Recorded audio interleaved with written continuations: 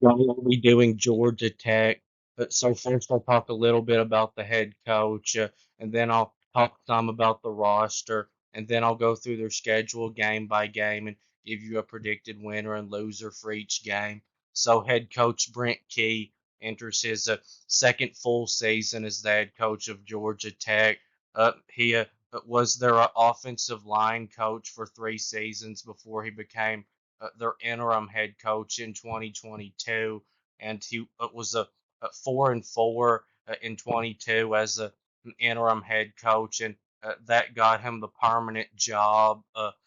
Because I know 4-4 is not that good of a record, but compared to how Georgia Tech had been before that, it was good. And then in 2023, his first full season as their head coach, he got them to a bowl game and a bowl win over Central Florida, a 7-6 record, and he played football at Georgia Tech, and this is his first head coaching job.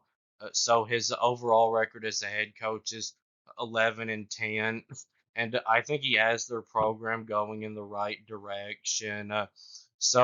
His first recruiting class in 2023 was really bad, only ranked at 62nd.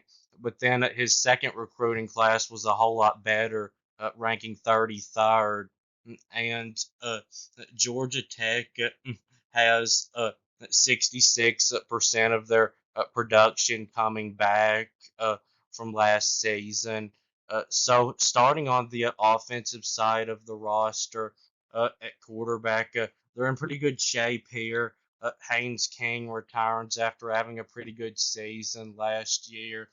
He's not a great quarterback, but he's one of the better quarterbacks of the ACC. He had last season 2,842 passing yards and 27 touchdown passes, completing 61.6% of his passes, averaging 7.7 yards a throw. Now, a bad thing about him is he had 16 interceptions last season, and that is not acceptable.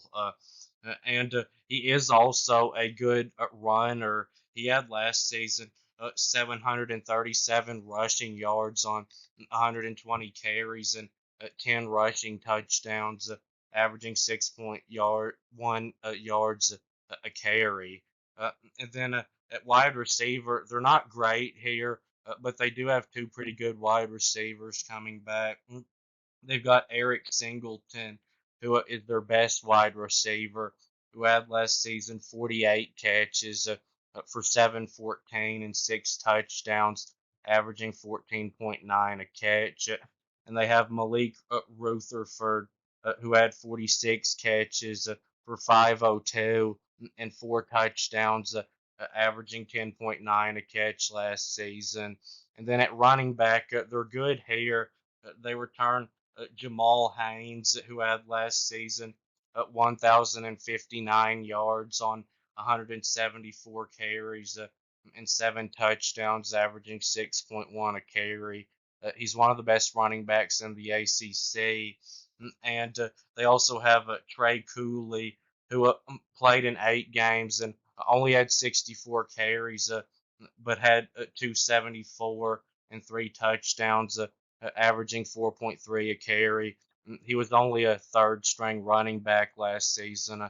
He'll be the number 2 running back this season and should have much bigger numbers. And with Haynes King also being a great runner, Georgia Tech is going to have a great running uh, game this year again. They were a great rushing team last season, averaging 203.8 rushing yards a game, and that should be similar this season. And they have a great offensive line. They returned 4 out of 5 starters from an offensive line last season that uh, only allowed on average 1.25 sacks a game and was one of the best in the ACC. And they bring in a player from the transfer portal.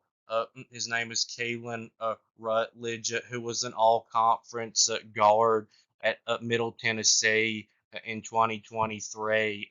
So this should be one of the best offensive lines in the ACC. and Georgia Tech should have a pretty good offense this year. But defense is not going to be as good, I don't think, as the offense. Georgia Tech's defense overall was terrible last year, allowing on average 28.9 points a game. And their front seven was horrible. They couldn't stop the run. That was the real problem. The secondary was okay. They gave up 221.3 rushing yards a game, and that ranked 126th in the country. And I don't think Georgia Tech's front seven is going to be very good this year either. So on the defensive line, they returned 3 out of 4 starters, but those players have got to play much better than they did last year. And at linebacker, overall, they're not very good here either. Now, they do have their best linebacker coming back. Kyle Efford, who is good. He had last season 81 tackles and a sack and an interception and 2 total pressures. But they've got to have some other players to help him out at the linebacker position. And then the secondary does look good. The safeties are really good. They've got Clayton Powell Lee, who only started 2 games last season and played in all 13 and had 70 tackles and 2 pass breakups and an interception and a forced fumble. And then they've got Lamiles Brooks, who had 67 tackles and 6 pass breakups and an interception last season. And then at cornerback, they're good here too. They returned Amari Harvey, who had in 11 games making 6 starts last season, 31 tackles and 3 pass breakups and 3 interceptions and a forced fumble. Then they bring in a transfer corner from Tennessee who was a 4-star recruit, Warren Burrell. He hasn't played much these past 2 seasons because of an injury, but in 2021, he had in 12 games at Tennessee 41 tackles and 7 pass breakups. Then they bring in an FCS transfer who was really good at that level. His name is Saeed Gibbs, who had in 10 games last season 52 tackles and 3 interceptions and 3 pass breakups. And then on special teams, they look good here. Both specialists return who did a good job for them last season. Now moving on to the predictions. They start the year against Florida State out of the country on August 24th, the first game of this college football season. And I think it's going to be a great first game, really close. So Florida State is going to be a one-dimensional offense, in my opinion. They're going to be a really good running team, but not a very good throwing team. And that's a bad matchup for Georgia Tech's defense with a weak front seven. And Florida State's also got a good offensive line, so I think they'll dominate Georgia Tech's defensive line in this game and run a whole lot. And Georgia Tech's offense, I think, will get slowed down some by Florida State's defense, because I think they're still going to have a good defense. But Georgia Tech does have a more balanced offense than Florida State does. And I do think Florida State is a better team than Georgia Tech is. And usually I would pick the better team. But I've got a feeling that Georgia Tech is going to get this upset. Then Georgia State, this might not quite be a blowout. Georgia State might be good enough to keep this one close for a while, but I think Georgia Tech will pull away and end up winning fairly easily. So then on the road at Syracuse, a similar team to Georgia Tech overall. So I think Syracuse has a better quarterback with Kyle McCord than Georgia Tech does with Haynes King. Uh, and Georgia Tech, though, I think has a better offensive line and run game. Now, wide receiver is pretty similar. And Syracuse, I think, has a better front seven than Georgia Tech. And the secondary is pretty similar. Overall, I think Georgia Tech is a little bit better, but it's close enough that I'm going to take the home team and say Syracuse wins. Then VMI, this will be an easy win. You can tell by the name of it. So then they play on the road at Louisville. This one I think will be pretty close. Quarterback is pretty similar. Georgia Tech I think is a much better rushing team, uh, and the offensive line is pretty similar. Louisville I think has a better group of wide receivers than Georgia Tech does, and a much better front seven. And they also have a good secondary too. So I think Louisville's better, and playing at home, they'll win this game. I'm pretty sure. Then Duke, Duke probably won't be horrible like Vanderbilt bad, but they're not going to be any good. And this may be pretty close, but I would doubt that Georgia Tech would lose this game. Then they play on the road at North Carolina. So I know Georgia Tech's beat them the last couple of years, even with Drake May. And North Carolina's obviously taking a step back at quarterback this year. But I have a feeling that this game being North Carolina and them having not beat Georgia Tech in a while, that they're going to get the win this time. I think it'll be close though, and I would not be shocked at all if Georgia Tech won. North Carolina's roster, I think, is probably overall a little bit better than Georgia Tech's. They're a little bit more of a complete team, in my opinion. So then Notre Dame, this game will be played in Atlanta, but not at Georgia Tech Stadium. So Notre Dame's defensive line can match up with Georgia Tech's offensive line, and I think slow down their run game. And Notre Dame has a much better defense overall than Georgia Tech.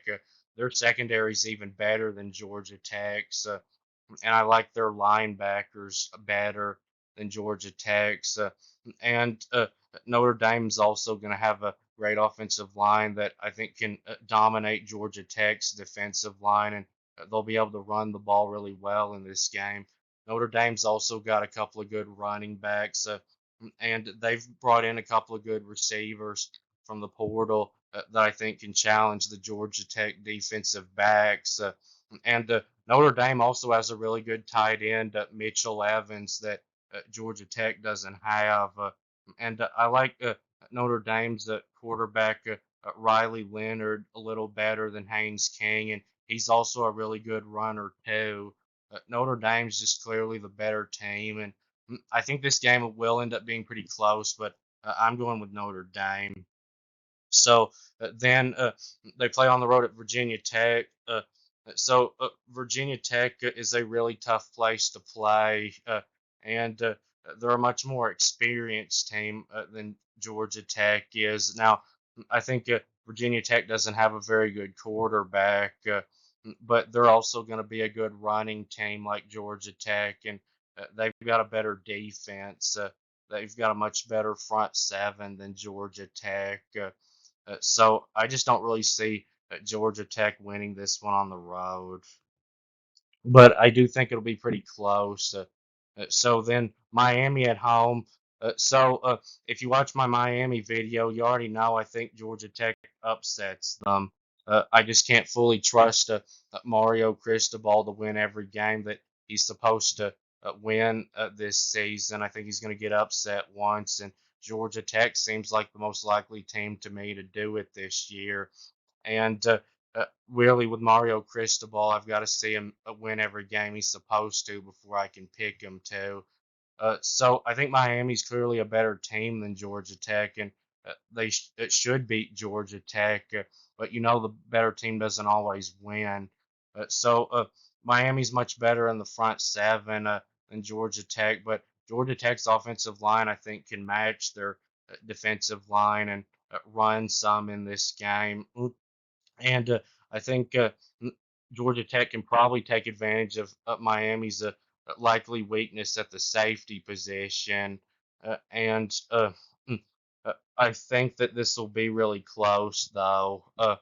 And I do like Miami's at quarterback and receivers better than Georgia Tech's, and I think they'll score quite a bit in this game.